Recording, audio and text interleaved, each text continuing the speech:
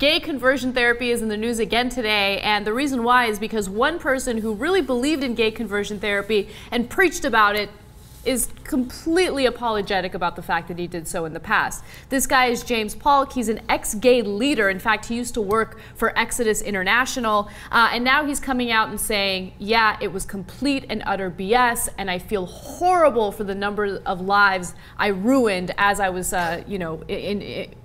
endorsing this type of gay conversion therapy. All right, let me be even clearer about it. He didn't just work at Exodus International. He was the former chairman of Exodus International, and he wrote a book, Love Won Out, how God's love helped two people leave homosexuality and find each other, and then go back into homosexuality. And then okay, he didn't mention that part. His sequel to that book was called Rub One Out, which is a little different.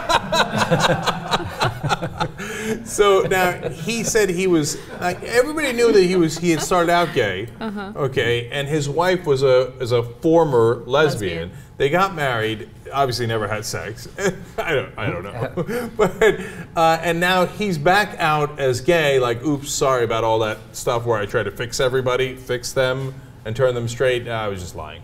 And his wife has filed for divorce. Yes. From So whichever bed and breakfast she's staying at with her partner. Is that a gay divorce?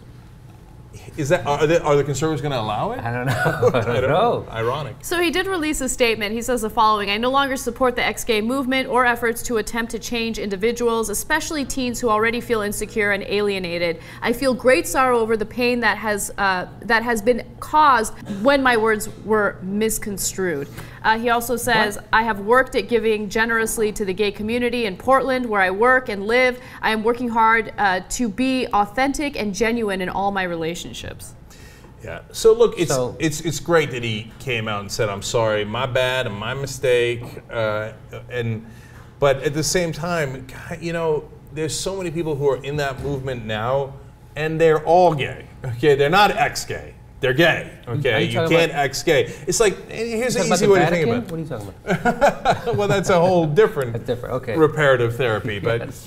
Can you be ex-straight? I mean, think about it that way. Well, that's exactly what I was just thinking. Like, could there be a therapy that could make you like cock if you didn't? Like, if you didn't have a predilection? Of course not. It couldn't change you, right? Right. I I'll try. I don't think. All right. Well, actually it matches up with what a lot of conservatives say. Our professors, our teachers, our gay people, if they keep coming out and saying all this stuff, they're converting our children to gay. It's obvious. If you're raised by two gay parents, you're going to be gay. So they think the opposite works the other way. Well, there was actually a story a few years ago of a grandmother who sued to get custody of her granddaughter because her daughter, who had the baby, came out to be gay. She's like, I don't think someone gay should be raised. Like, you just raised her, you made her gay, and she... So, yeah, well, if you get the granddaughter, right. Isn't she more likely to be gay? Yes. Because you turned your last daughter gay. Yes. It's not how it works. It's not how it works. Okay. Do you guys think the apology is enough? I mean, do you feel any bit of sympathy for him whatsoever? What could he do? No, I don't feel any sympathy for him, but what could he do to make up to those people for doing that? I mean, he did destroy a number of lives when you really think about it. There's no apology that could ever help. I get it. There's nothing he can do at this point. The damage is done. But at the same time, you read his apology, and I get that he feels remorseful. But all I could really do internally, is think, I don't give a shit about your apology. You destroyed lives. You need to do more. Whether it's going out there and mentoring gay children or gay teens, letting them know what the reality is, telling them that they shouldn't feel guilty about what they're doing. Maybe you become a leader in pushing for legislation that bans gay conversion therapy in other states. I know that California just recently banned it.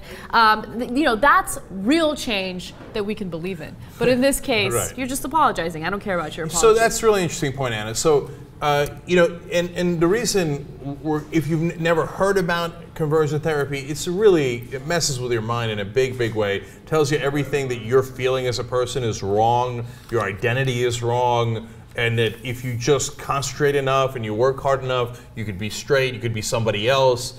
And God, it just drives them crazy with insecurity. And how many kids have committed suicide overall because they were worried about how they would be received because they're gay, etc. Right. Some forms of gay conversion therapy use electroshock therapy, but also think about what the entire point of gay conversion therapy is. It's to let these, or to tell these people that they have some sort of mental illness, that they're strange, that they're weird, that they're perverted. And that God hates them Yeah. in that way. But God could love them if they just stopped being themselves. Yes. Right? And that's the biggest screwing with your mind you could possibly get it, if you ask me.